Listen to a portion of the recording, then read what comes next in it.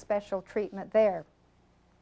It also has an impact on the brain. In fact, there's an article in the journal Brain Research, 1998, that shows that 1 part per million of fluoride can cause Alzheimer's disease, and that is the amount that is generally in our water supply.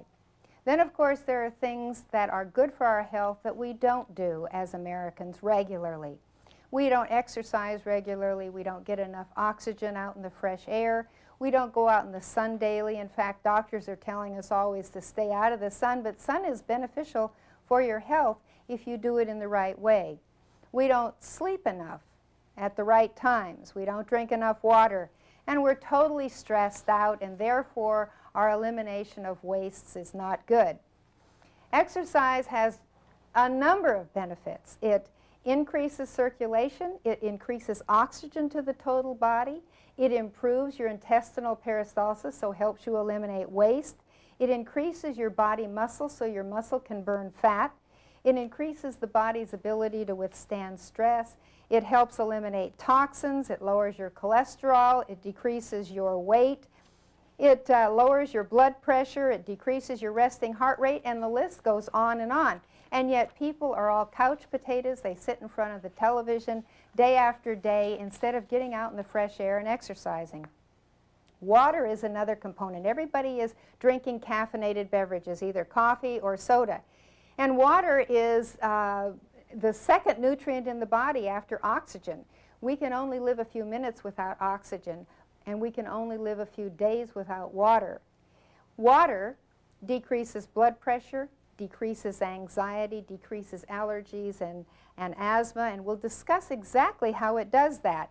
It decreases arthritic pain by rehydrating the cartilage in the joint.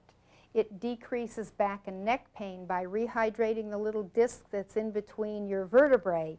It can cure ulcers. Yes, water can actually cure ulcers, because if you have enough water in your body, you can produce enough mucus to protect the lining of your stomach so the acid, the hydrochloric acid in your stomach, will not work through that mucus into the lining of your stomach.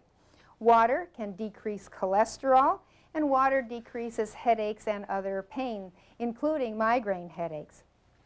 Sunlight is extremely important. Sunlight lowers your blood pressure. It can lower the cholesterol because it turns your cholesterol into vitamin D when the sun hits it in your skin.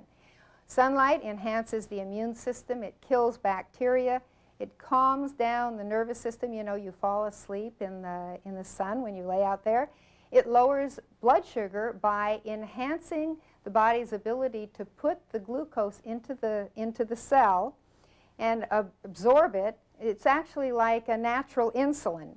And sunlight increases the oxygen in the blood, and it's used by the tissues of the body. It decreases resting heart rate and increases tolerance to stress. Oxygen is so terribly important because cancer cannot thrive in a high oxygen environment. And when you take more oxygen into your body, you displace the carbon dioxide, which is a waste product, which you want to get rid of. And of course, oxygen kills bacteria and viruses. So fresh air plus sunlight are very important together. They help decrease the growth rate of cancer. Together, they also lower blood pressure, as we mentioned.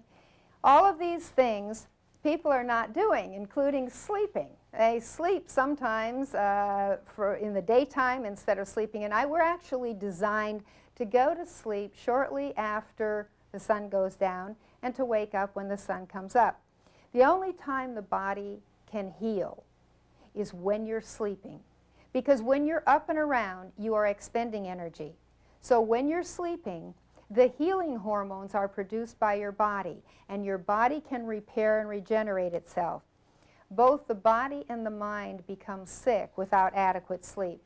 In fact, it's been shown that if you sleep before midnight, the hours that you sleep before midnight are twice as important and as effective as the hours after midnight.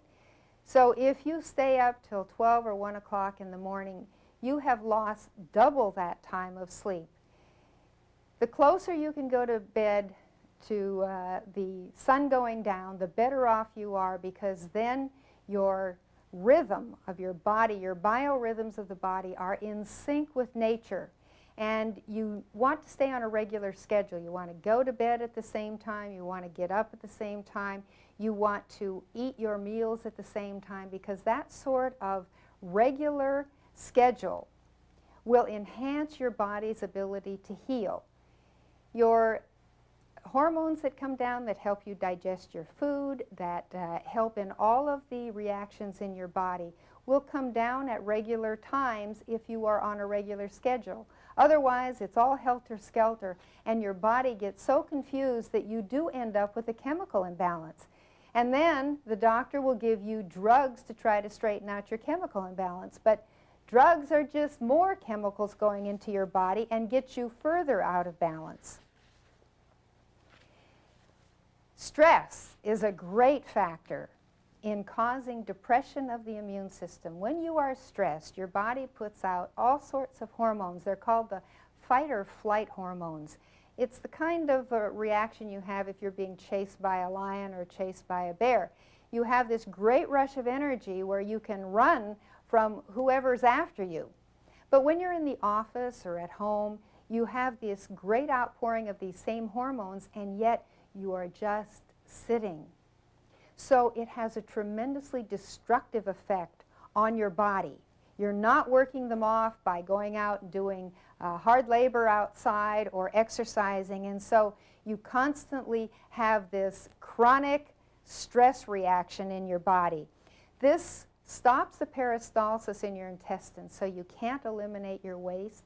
It causes your stomach to secrete more acid, leading to a higher chance of ulcer, and it dehydrates the body. Stress is very dehydrating, and of course dehydration, not drinking enough water, is stressful to the body as well. So you get into this cycle of dehydration and more stress and dehydration. One of the things that you can do, which not too many people do regularly when they become an adult, is laugh. Children laugh 400 times a day. Adults only laugh on the average 25 times a day.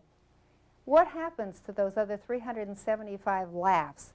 Laughter decreases blood pressure, it boosts the immune system, it calms the nervous system, it relaxes the stomach and intestines, and in fact, it is one of the greatest builders of your immune system. The Bible even says that laughter doeth good like a medicine. A merry heart does good like a medicine. And of course, one of the most important things that's going on in your body that you don't even think about is the elimination of waste. Most disease, in fact, virtually all disease, is caused by a combination of three factors. Malnutrition, as you saw in the food that we're eating, all of America is suffering from malnutrition. Well, it's not because you're not eating enough calories. It's because you're not eating enough vitamins and minerals and enzymes. You can see that that food was really totally void of nutrition. Fat and protein and sugar was about all that was there. When you eat that kind of a diet, cooked food, a lot of fat and a lot of protein, your intestines get all caked with this processed material. So you have inadequate elimination. A baby, when it's born, has an excellent working elimination system. The baby will have a bowel movement within 30 minutes of each meal. That's the way we're supposed to be even when we're grown up. But we deny the call of nature, we don't drink enough water, we eat all of the wrong foods, and so our intestinal tract becomes very sluggish. So we are suffering from malnutrition.